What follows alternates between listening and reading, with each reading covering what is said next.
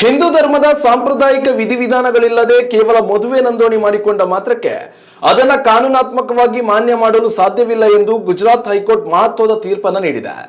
ಮದುವೆ ಎನ್ನುವುದು ಕೇವಲ ಕಣ್ಮನ ಸೆಳೆಯುವ ಹಾಡು ಮತ್ತು ನೃತ್ಯಗಳಿಗೆ ಸೀಮಿತವಾದ ಮನರಂಜನಾ ಕಾರ್ಯಕ್ರಮವಲ್ಲ, ಅದು ಅತ್ಯಂತ ಪವಿತ್ರವಾದ ಸಾಮಾಜಿಕ ಸಂಸ್ಕಾರವಾಗಿದೆ ಎಂದು ನ್ಯಾಯಾಲಯವು ಸ್ಪಷ್ಟಪಡಿಸಿದೆ. ಬ್ರಿಟನ್ನಲ್ಲಿ ವಾಸಿಸುತ್ತಿರುವ ವ್ಯಕ್ತಿ ಮತ್ತು ಅಹಮದಾಬಾದ್ ಮೂಲದ ಮಹಿಳೆಯ ನಡುವೆ ನಡೆದಿದ್ದ ವಿಚಿತ್ರ ವಿವಾಹ ವಿವಾದದ ವಿಚಾರಣೆ ನಡೆಸುವಾಗ ನ್ಯಾಯಮೂರ್ತಿಗಳಾದ ಇಳೇಶ್ ವೋರಾ ಮತ್ತು ಆರ್.ಟಿ. ವಚ್ಚನಿ ಅವರ ದ್ವಿಸದಸ್ಯ ಪೀಠವು ಈ ಆದೇಶವನ್ನು ಹೊರಡಿಸಿದೆ. ಪ್ರಕರಣದ ವಿವರಗಳ ಪ್ರಕಾರ ಈ ದಂಪತಿಗಳು ಯಾವುದೇ ಧಾರ್ಮಿಕ ಆಚರಣೆಗಳಿಲ್ಲದೆ ಕೇವಲ ವಿವಾಹ ನೋಂದಣಿಗೆ ಮಾತ್ರ ಸಹಿ ಹಾಕಿದ್ರು.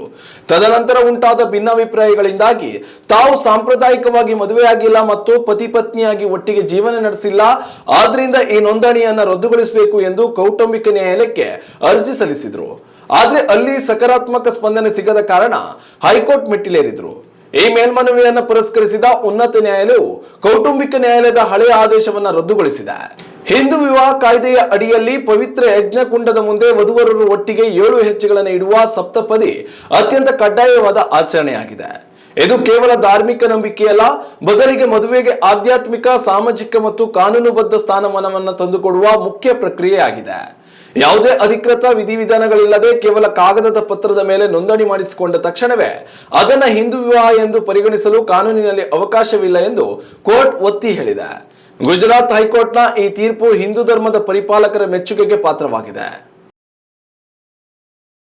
ಉತ್ತಮ ಸಂಸ್ಕಾರಯುತ ಶಿಕ್ಷಣದೊಂದಿಗೆ VSS English medium CBSE school Udupi Muddur. ನರ್ಸರಿಯಿಂದ 10ನೇ ತರಗತಿವರೆಗೆ ಶಿಕ್ಷಣದ ಜೊತೆಗೆ 5ರಿಂದ 10ನೇ ತರಗತಿವರೆಗಿನ ವಿದ್ಯಾರ್ಥಿನಿಯರಿಗೆ ಉತ್ತಮ ಹಾಸ್ಟೆಲ್ ಸೌಲಭ್ಯವೂ ಇದೆ. ನಿಮ್ಮ ಮಕ್ಕಳ ಪ್ರವೇಶಾತಿಗಾಗಿ ಈ ಸಂಖ್ಯೆಗೆ ಕರೆ ಮಾಡಿ.